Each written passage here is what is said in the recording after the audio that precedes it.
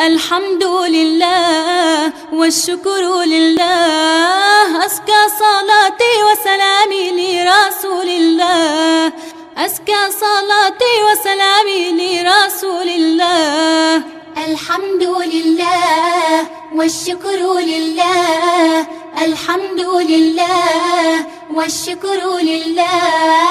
أزكى صلاتي وسلامي لرسول الله أزكى صلاتي وسلامي لرسول الله. بسم الله الرحمن الرحيم. اللهم صل على محمد وعلى آل محمد كما صليت على إبراهيم وعلى آل إبراهيم في العالمين إنك حميد مجيد. Adá ọpẹ́ fọ́lọ́run. Ọlọ́run ọba tó jẹ́ pé ọba ọpẹ́ ni. Kò sí nǹkan kan tí ń béèrè lọ́dọ̀ ẹ̀dá ju kó máa dúpẹ́ fún. Ìdẹ̀ra rẹ̀ pọ̀ lórí wa. Àánú rẹ̀ pọ̀ lórí wa. Pàápàá jùlọ ìdẹ̀ra kí oṣù Ramadan kó bá ní láyé.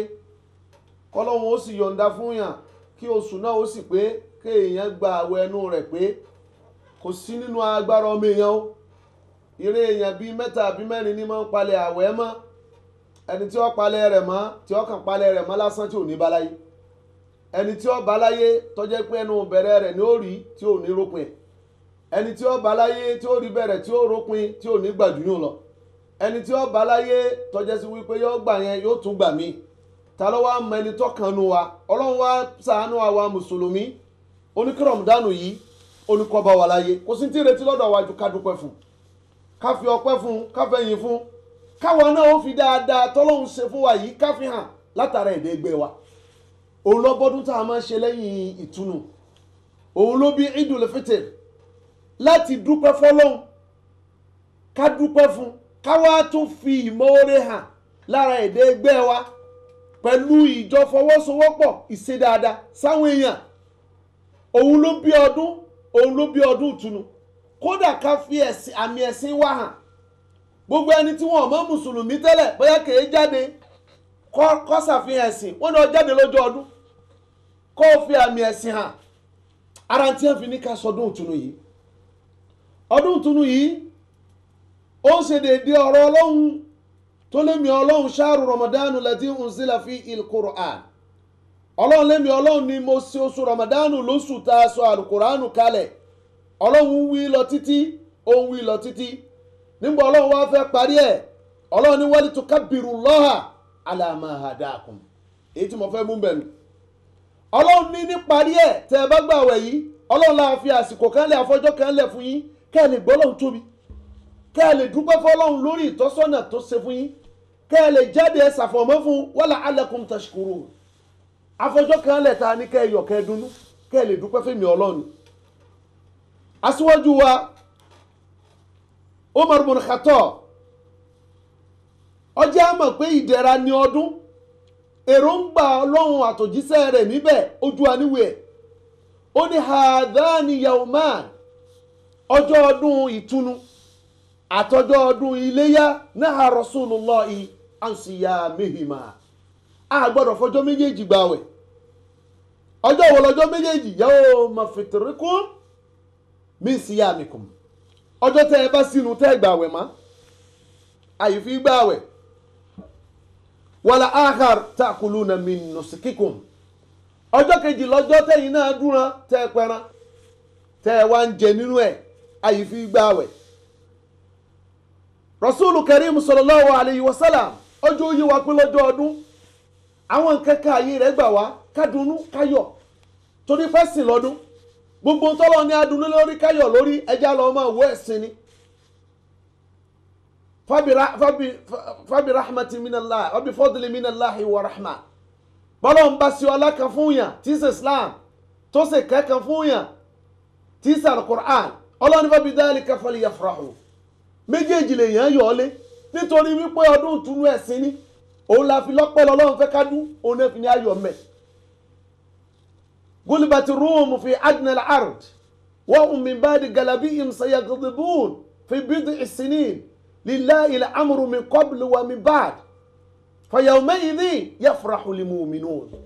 Ọlọ́run níjọ́ náà ní gbogbo tọ́lọ́run ti wí ṣáájú nínú súrà yẹn gbogbo ẹlẹ́yin àwọn onímọ̀ olóye ni wọ́n ti mọ̀ ọlọ́run ní níjọ́ náà yafrahu lil mu'minun àwọn múmìnì wọ́n máa dunnú wọ́n máa yọ̀ kí ni wọ́n dunnú sí torí pé èrè wọn pọ̀ lórí iṣẹ́ tí wọ́n ṣe kọ́ rárá bí nasrillah Allahu akbar ẹ̀sìn ni lè yẹn yọ̀ lé lórí bí nasrillah torí pàrọ̀sí ọlọ́run ọ̀tẹ̀ wọn lọ́wọ́ ọlọ́run ni wọ́n yọ̀ lé nítorí wípé ọjọ́ ọdún ọjọ́ ọpẹ́ ni ọjọ́ ẹ̀sìn ni wọ́n fẹ́ káyọ̀ wọ́n fàyè gbà wọn kankan fún wa níbẹ̀ òun ló mú Umar bin Khattab nínú hadisi mi tàbádìsí tí Anasi gbà wá ó ní qadima an-nabiyyu sallallahu alayhi wa sallam li madinata Ànábì dé lu Madina nígbà ó dé Madina wa lahum yawmani yal'abuna fihima àwọn ará Madina lọ́jọ́ méjì tí wọ́n máa fi ṣeré wọ́n máa ń yọ̀ mbẹ́ faqala qad abdalakumullahu bima khayra minhuma Ànábì wa sọ fún àwọn sàábí ó gbọ́jọ́ tẹ́ fi máa ń yọ̀ yìí Ọlọ́run ti fọjọ́ méjì pààrọ̀ rẹ̀ fún yín ó ń sọ fọwọ́ náà gbogbo àwọn ọjọ́ ayọ̀ ọjọ́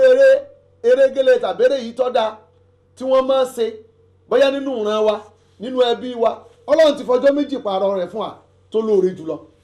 yawmal adha wa yawmal fitr ọjọ́ ọdún léyà àtọjọ́ ọdún ìtúnu wọ́n fẹ́ kí gbogbo èèyàn jáde bí mo sì sọ ṣáájú nínú ọ̀rọ̀ mi nínú àdísì tí mo àti ìyá gbà wá fún wa ó ní kunna nu'maru an nakhruja yawmal eid wọ́n pa wá láṣẹ pé lọ́jọ́ ọdún káwa náà jáde hatta takhrujul bikr min khidriha gbogbo wa la jáde alhiyat ọmọge abilékọ kódà ẹni tí ń ṣe nǹkan oṣù lọ wọ́n fẹ́ kóhun náà lọ sọ́dún kóhun náà lọ ṣùgbọ́n ẹnu pé yóò fa àyè ibi tí wọ́n bá ti fẹ́ kírun yóò filẹ̀ kóhun náà lọ fojú tó ayọ̀ ọjọ́ náà ọjọ́ ọ̀sán ni táwọn èèyàn máa ń dunnú tí wọ́n máa ń dunnú ọjọ́ tí èèyàn máa ń wọṣọ tó dáa ni torí nínú àgbàwọ́ kan wọ́n ní níjọ́ Umar ọjáde níjọ́ kan wá bá Nábì istabrak asọgọgọwú tó lówó iyebíye lórí òun lọ́wọ́ wá bá Nábì níjọ́ kan fakọ́ọ̀l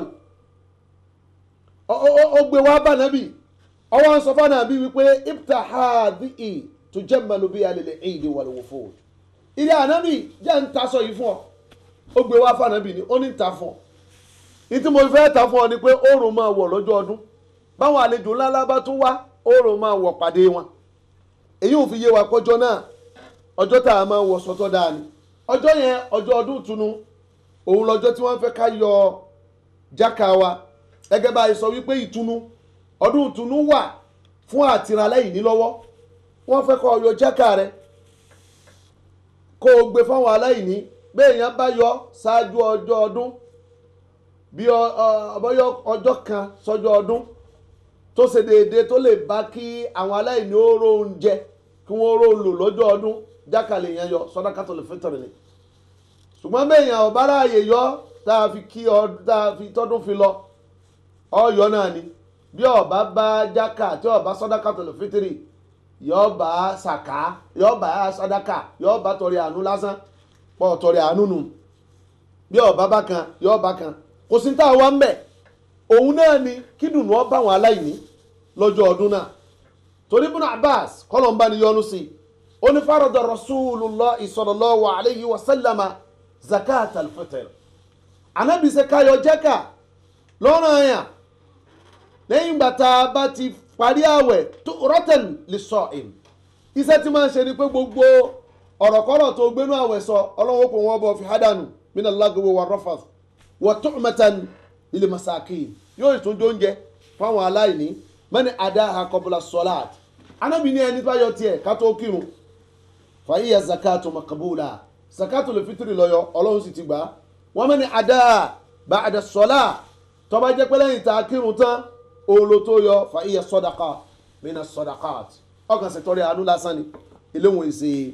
zakatul fitri ohun tí wọ́n béèrè lọ́dọ̀ wa lọ́jọ́ ọdún kẹsàn àwọn orin kájákájá ìwíkúwí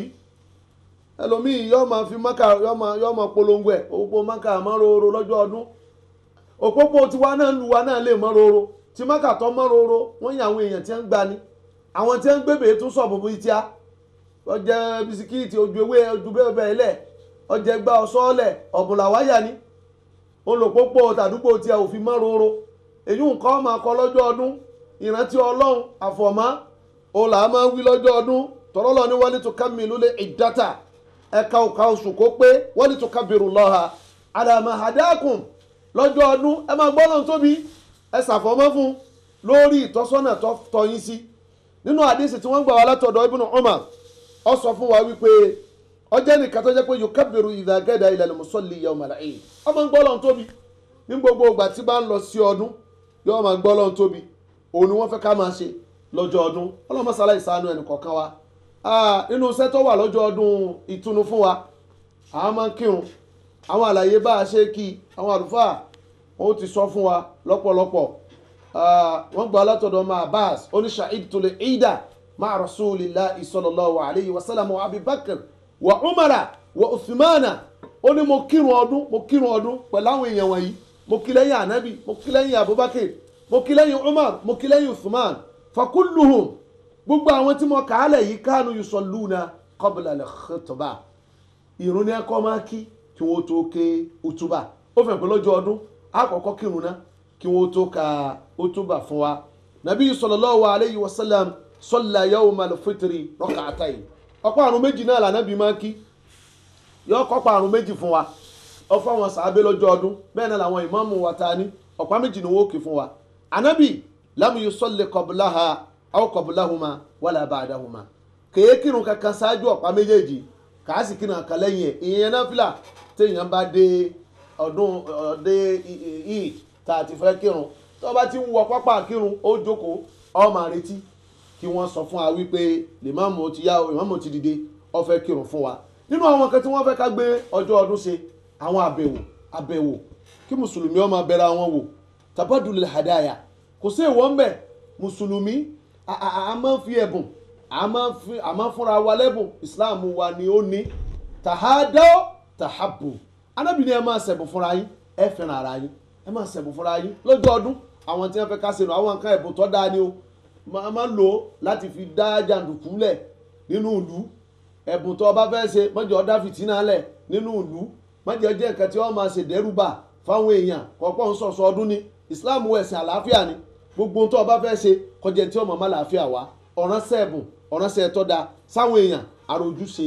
ọdún ìtùnú nìyẹn ọlọ́mọsálá ìgbàlẹ́sìn fún wa èyí tá a ṣe lọ́dún yìí ọlọ́njà sọ pọ̀lọpọ̀ rẹ̀ subhana rabbika rabbil izzati amma yasifun wassalamu ala al-mursalin walhamdulillahi rabbil alamin.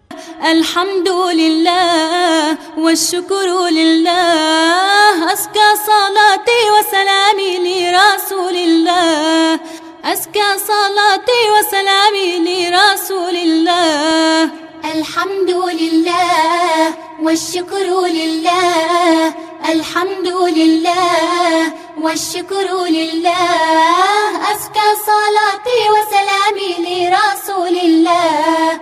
أزكى صلاتي وسلامي لرسول الله